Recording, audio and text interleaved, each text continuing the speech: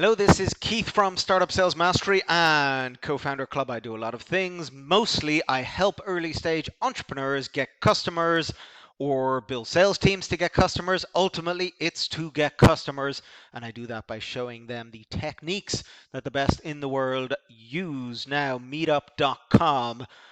It's a site that I've been using for many, many years, and I wanted to do another software video on things that us as entrepreneurs can use. Now, we've discussed a lot of times offline, online. Let's look at the offline side of things. So Meetup is really used for offline events for people to actually come together. And what makes Meetup different to a lot of the other sites is Meetup is not just the software, it's not the actual tools and stuff. Meetup is the audience. The audience is here for you. So I mean, even on meetup.com, we go here and immediately we can see pair up event. Obviously, I do pair up events as well. And lots of different events. If you've never used meetup.com, this is one you should really be using for networking. So sign up meetup.com and you can sign up and go to any events. You can fill out lots of different preferences, and then when you see the events that you want to go to, you just click on it and it'll show you all about the event and attend, and then boom, you'll get an email and it can go in your calendar, and that's that simple. If you want to start a group, you just click into start a group. Not now, because Meetup Pro you got to pay for a lot more. This is what you got to do. Meetup Pro. Start a new meetup will help you find you've reached your maximum number. Ah, ha, ha, I understand. So I already have 3 meetup groups. I'm not allowed any more without going Meetup Pro. But if you click here, there's options to create a meetup group and just fill out the information. There's an approval period, but you should get it. And I think there's a trial run for like a week or two. So you can actually give it a trial to make sure. Now you're going to have to create a meetup name and a description. These are the two things that are going to get approved. Mine is Co-Founder Club, and then I changed my name, meetup.com/, co-founder-club, and I actually use this as effectively my domain website and everything for a lot of time. Once we have this under control, you'll fill out all that information. The about us, really, it's you can see yourself. I put loads of text in and a whole big story. Then we can create our first event. So in manage group, you can contact all your members, edit the group settings. I'll go through that afterwards. Money, profiles, notifications, all of this can be done. You'll go through these one at a time. It's the standard stuff you'd expect. Create a new event, copy from a past, edit, save. Let's just create a new event. I'll show you how easy this is. So title, amazing title. You have to create an amazing title or else people won't click on it. This is a strong hook. The date and time, how long it's going to be, a photo, a good description. Nobody really reads this, but you want to put it in anyway. Make this an online event. I'm recording this at the whole time of the corona epidemic, so they've made this as a new thing. Now you can have this as an online event, but typically this is the way it used to be with a venue, and you just add the address in and it syncs that up to a map. But if we do it this way, the event can be Zoom or something else. I guess they're trying to push Zoom. And then the event host, it could be me and one or two other people. Is this going to be a regular event? I can ask my members a question before they join. I can set a limit.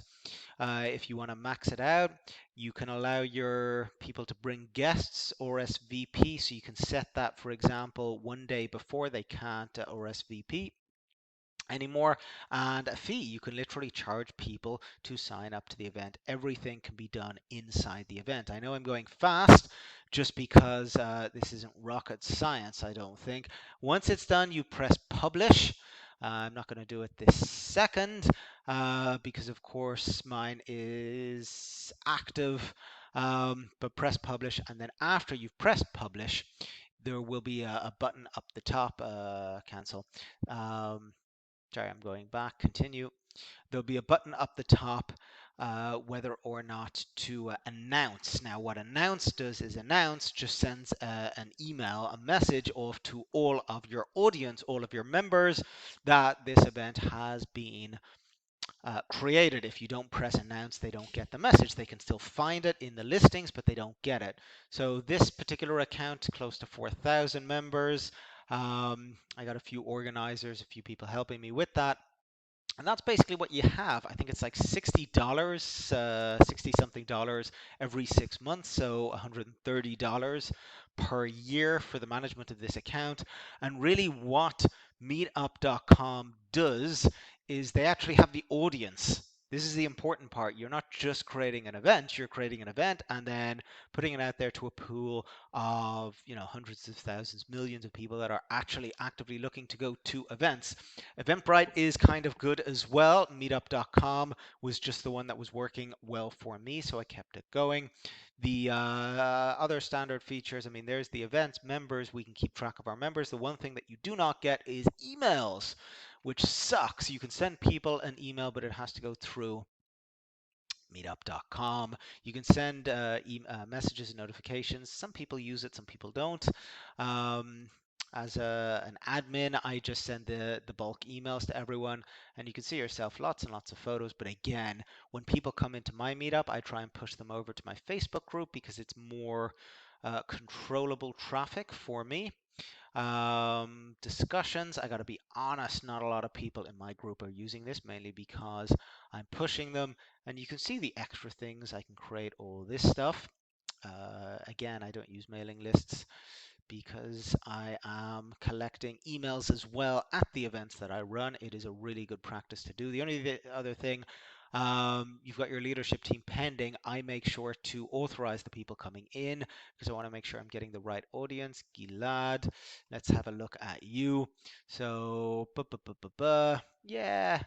Why are you joining the startup? I'm founding a startup. This is exactly who I want in Co-Founder Club. So they get this automated message, approved member. I set all that up.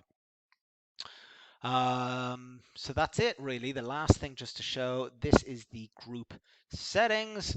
I'll quickly go through this one by one. The roles, views, and then that's everything you need for meetup.com. I mean, it's rather simple to do everything. Sponsors, you just put sponsors there. It's like a badge of honor, but it doesn't really mean anything. Okay, so the basics, again, this is what you're going to have to do when you first start: your name, your description. I added links in. Um, you can call them members. I call them founders. This is something specific where it's located. Again, you can change that name, group logo, cover photo. So that's stuff that you're going to do literally the second you set up an account. And again, this is going to be verified by someone on meetup.com. Otherwise, they shut your account, and they're real fuckers about doing that. So really put that in properly from the word go. Now, most people who know who I am know that when I created this group, I created it just to see what would happen. And what happened after literally, I think it was 24 hours, I had 160 people signed up to go to my event. And it didn't cost me anything because I have the free trial. They do give you a free trial when you set this up. So feel free to put an event up there to test it, to try it, and see what you think before you actually put money on down. Members, again, you get the idea here. This is what happens. I ask them a question. So it's just I'm approving them, and they have to have a photo and a profile section, or I ain't letting them in because I don't like jokers in my group. But it's all customizable. What is my meetup about? This is how people find me. So I'm just setting up the particulars that I want them to find me. So anyone interested in entrepreneurship, business referral networking, new technologies, web technologies, VCs. Um, there we go. These are the things that I set. I could adjust them, but so many people know me, it doesn't matter. And again, I can set a whole team of people to work with me. I am the owner, but I can also set these different options that have different permissions to do things. It's all included in the pack, doesn't cost anything extra. Manage my venues. These are all the venues that I have. So these are all the places that I do events in. And when I select it in my meetup, it just comes up straight away. Content visibility, well, I'm public. I can set that to private if I want to, keep this under wraps and manage it more discreetly. You can run private groups, payment groups, all of that. Meetup does the whole thing. Optional features, but yeah, this is the mailing list, managing the mailing list. So when I send people an email, this is what they get. They get it coming from this address. And here's the announcements. And it's really important to go through these settings, because if you don't set them correctly and someone responds to you, they actually respond to the whole group. I found that out the hard way, and a few people decided to promote themselves to a few thousand of my members, and I'm like, dude, what the hell? Because I usually charge for that. Straight on to Facebook.